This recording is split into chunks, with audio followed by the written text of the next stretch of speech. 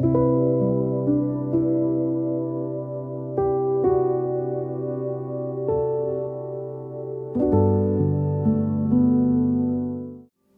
on the 15th of April, we have a 6, how we communicate with ourselves. So it's the family.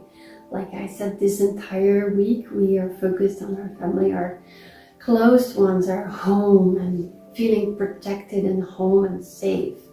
So in our intuition. So listen to that. Take some time to close your eyes and just allow that voice within you, that knowledge within you, talk to you and tell you what is your next step. Because the 4s are homework, and the 4 is cutting everything up in smaller pieces and knowing what is your next step. So trust your intuition, listen, and know what's your next step. This is the 6 and the 4. And then we have the 8 and the 10. So do that, what brings you energy. And the path is an 11. So the 11 is added to this. And 11 is the alignment. It's our divine presence, divine energy. So what's your next step? That what is making, connecting you more to the bigger picture. What the universe really wants from you, what your soul wants from you. And that's not always easy to hear.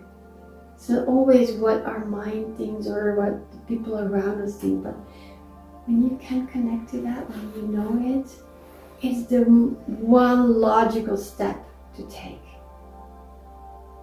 And it might not be logical from the earthly perspective sometimes, but it's like, this is the next step.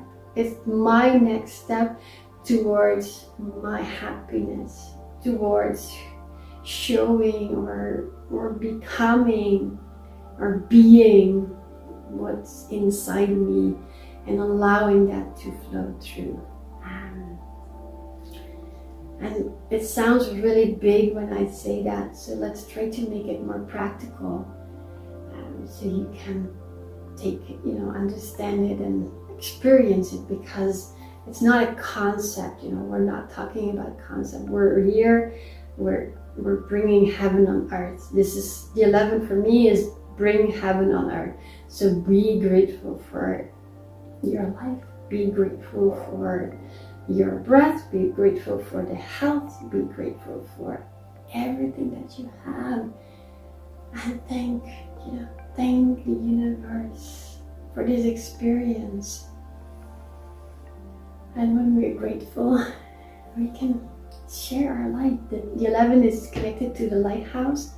So, when you are in your power and you're connected, you just know what's your next step, and you don't need to understand it totally, but you know it. And if you experience that, it's beautiful. So it helps if you eat light, if you listen to music that's uplifting, like classical music or mantra music. It's helpful to just be in silence and be okay with the silence. It's helpful when you maybe read from spiritual books or scriptures, listening to lectures, everything that's bringing you in a higher vibration. This is helpful, and from doing that, you just, it's like you're stepping up into your own psyche and your own being. Like, wow, it's like coming home, that feeling. Coming home within yourself.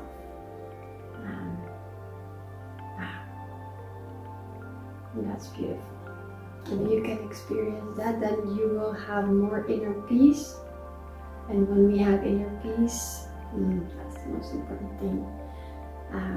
I remember one of the movies that I like to watch with my kids is Kung Fu Panda, and it's great to understand what inner peace is and what it does. So if you haven't watched that one, I'm usually not a big film fan, but this is one I love to watch. So if you like to have some inspiration and experience this inner peace, Kung Fu Panda is a joyful way to learn more about this.